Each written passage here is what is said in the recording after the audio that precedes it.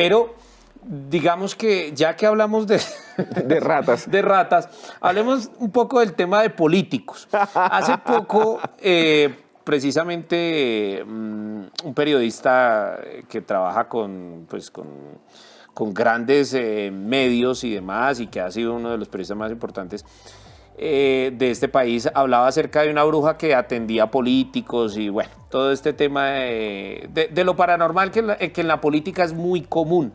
Sin embargo, lo que hablabas al principio de la brujería en el tema político es una cosa increíble.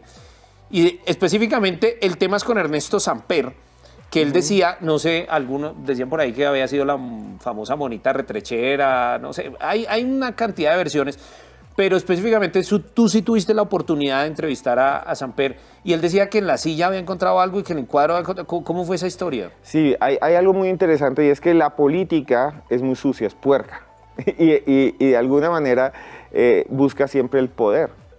Yo digo que he conocido a muchos políticos, presidentes, ministros, he estado ahí sentado, y así como tú ves que muchos de ellos tienen muy buenas intenciones, también se ve una motivación muy fuerte de ellos por tener poder, es una parte de los seres humanos, y la brujería también es algo de poder. Entonces hay brujos que dicen, a usted lo voy a dominar, es una parte de la magia negra en Colombia, la dominación, y para eso se hacen los entierros. Cuento esto porque les voy a contar algo de esto. Entonces, los entierros son envueltos, que son rezados, que se llevan a veces a cementerios, a materas o en estos sofás, por ejemplo, un sofá como este donde estoy, y se colocan ahí para dañar a alguien. Tienen algo que se llama la magia contaminante, se hace solo el entierro en días impares y generalmente el brujo lo hace en una hora impar y coloca ahí en la brujería algo que la liga con la persona, que tiene que ser o una foto o una ropa interior o un fluido. Y todo esto se coloca y él lo mete, a veces rompe unas medallas que son las medallas de San Benito para poder causar más daño. Pues Ernesto Samper no creía en eso. Él me decía que él llegó a ser presidente, pues para ser presidente en Colombia hay que tener un montón de, hacer un montón de estrategias y un montón. Y él dice, yo nunca pensé en la magia ni en la brujería. Él dice que llegó y que lo que pasó es que la mamá dijo, mi hijo salió presidente, ¿qué puedo hacer? Entonces le regaló un cuadro del Sagrado Corazón para que lo protegiera. Sagrado Corazón de Jesús, que es muy famoso y para este país estuvo consagrado al Sagrado Corazón. Entonces es Jesús así. Entonces él decía que veía el cuadro ladeado. O sea, llegaba allá y estaba ladeado. Y él me decía, no, pues que esa vaina ladeada, qué guata horrible. Viene a visitarlo un embajador y con ese cuadro inmundo ahí ladeado. No inmundo, pero ladeado.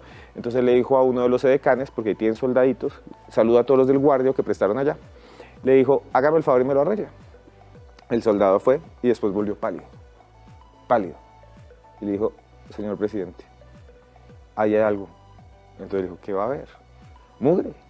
No, ahí hay algo. Entonces pidió que lo descolgaran y se lo mostraran. Dice él que cuando le voltearon el cuadro, lo que había era, él no dice si era una rata, un murciélago o una zarigüeya, una chucha, un runcho también, una rata grande, que lo habían crucificado y estaba seco, como si fuera Jesús, detrás del Sagrado Corazón. Y él dijo, aquí pasa algo. ¿Quién hizo esto? Además es la oficina de un presidente, uno de los lugares más seguros para él, ¿no? ¿Quién puede entrar allá? Sí. Quieren entrar a las mozas, lo único que quieren entrar ahí. Y entonces, ¿qué sucedió? Él dijo, no, pues tráiganme, le dijo a la esposa Jackie, que yo estuve con ella hablando bastante tiempo después, dijo, ayúdenme, búsquenme a alguien que me ayude. Y traje a una vidente desde Pereira. La vidente dice que entró y que empezó a sentir algo extraño. Entonces, esa vidente dice que hay dos maldiciones en el palacio. Una maldición está adentro del escritorio del presidente. Él dice que de repente él dice, mete la mano porque le dice, mire a ver qué hay abajo, y encuentra una especie de chicle asqueroso, vomitivo, puerco, un chicle así viejo, lleno de pelusa, así como cuando usted deja una cinta pegante y se llena de mugre, sobre todo si ustedes tienen animales en la casa, así peluda, inmunda, y entonces él dice que encuentra y tiene un micrófono pegado con una serie de rezos. Fue hasta los soldados y les dijo, oigan, miren si me estaban espiando. Le dijeron, este micrófono no está funcionando.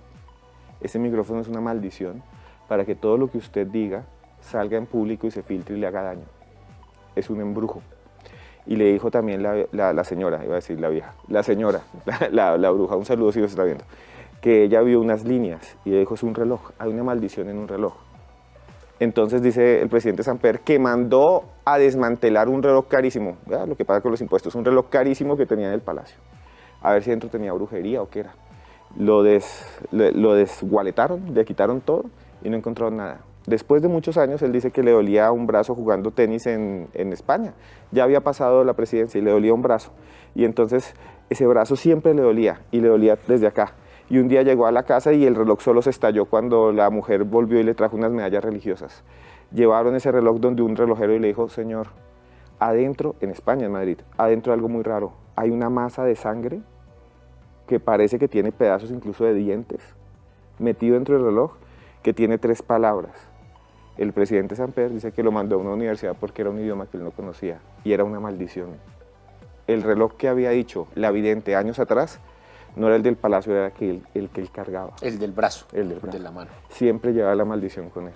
Qué bárbaro. Son historias. Esas historias empiezan a llegar a Esteban cuando uno menos piensa, pues uno a veces encuentra todas. ¿Cómo hace Esteban para encontrar esas historias? Yo siempre me intereso muchísimo en escuchar a la gente, en entrevistar a las personas. Si yo hablo con usted, seguro me va a contar alguna historia. Y esas historias para las personas son reales. Yo no cuestiono a nadie ni le digo que está loco. Tampoco le creo, tampoco le digo botémonos por el abismo.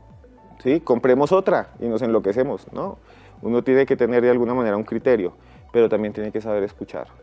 Porque para muchas personas esto es completamente real. Y puede ser completamente real. ¿Quién dice que no? Pero tampoco puedo decir esto es fidedigno. Vea, hace unos años yo estaba caminando por un barrio de Fontibón, que se llama Atahualpa. Saludos a la gente de la Atahualpa. Entonces de pronto se me acercó un señor en una panadería y yo entré a comerme una mogolla. Y entonces llegué allí y me senté. Y me dijo, ¿sabe que aquí había un tipo terrible que se llamaba Johnny el Leproso? Y yo, Johnny el Leproso. Bueno, llegué a la casa y empecé a investigar y efectivamente hubo un personaje que se llamaba Johnny el Leproso en Fontibón, que fue un terrible asesino en serie, hablando de crimen, que hizo mucho daño y que a la gente le da mucho miedo. Y empecé a investigar y llegué a entrevistar, encontré el documento oficial y era un muchacho que solo tenía como 21 años y había causado más de 14 muertes. Y lo más demente es que le decían Johnny el Leproso porque cuando era niño, en ese tiempo, hace muchos años, en Colombia no había estufa de gas. Todavía cocinaban en leña, hace 40 años en las lomas en Bogotá y en algunas casas. Cocinol. Cocinol, eso. Entonces Ecopetrol repartía una gasolina para cocinar y las estufas y uno dele. Bomba. Le tocó bomba, bombea esa vaina. Entonces había un montón de chistes también que bombéelo. Entonces ahí bombeando un montón de cosas y este muchacho lo pusieron a bombear una y se le estalló. Como pasaba aquí, a cada rato murió uno por Cocinol, se le quemó la cabeza. Hay gente que dice quedé calvo por el Cocinol. La hermana de César Rincón, el torero, creo que sí, mucha gente murió y bueno, este señor se quemó el cuerpo y entonces como en Colombia no tenemos en ese tiempo un buen sistema de salud y ahora pues está regular, entonces se lo llevaron a una clínica y no lo pudieron curar suficiente y le quedó la piel terrible porque no tenían plata para cirugía plástica y quedó así como deforme, entonces le decían el leproso. Y el leproso, así terrible, entonces con el tiempo eso le creció como Freddy Krueger, como si tuviera verruga sobre verruga y le salía pelo de la barba, entonces es horrible, es como si le saliera aquí un bigote así de los piscos, ¿sí? Eso que los piscos, perdón, los piscos les sale así un bigote tipo Hitler, así imagínense una bola acá con un bigote así. Y el tipo decía, el leproso, entonces el man se emberracó porque era un pandillero, el berraco, era una rata, era un líder de pandilla, y entonces cogió un revólver y empezó a matar a todo el mundo que le decía el leproso. En Fontibón. En Fontibón, y allá todavía le tienen miedo. La gente decía el leproso, pum, tiro en la cara. Y desde entonces se llama Johnny el Leproso, y la gente le tiene miedo a Johnny el Leproso. Hay un parque que dicen que ahí se aparece Johnny el Leproso. Un señor me contó que se está comiendo un buñuelo gigante, allá había una zona donde venían unos buñuelos grandes que le decían buñuelo cabeza de niño, que era como para darle un mordisco, es como besarlo, le quedaban los labios espejudos a la gente, así, coma, y entonces dijo, ¡ay, el leproso! Y el tipo, ¡pum!, disparó a él y murió sobre el buñuelo. Increíble las historias que pasan en Colombia, en Bogotá y por supuesto en el mundo.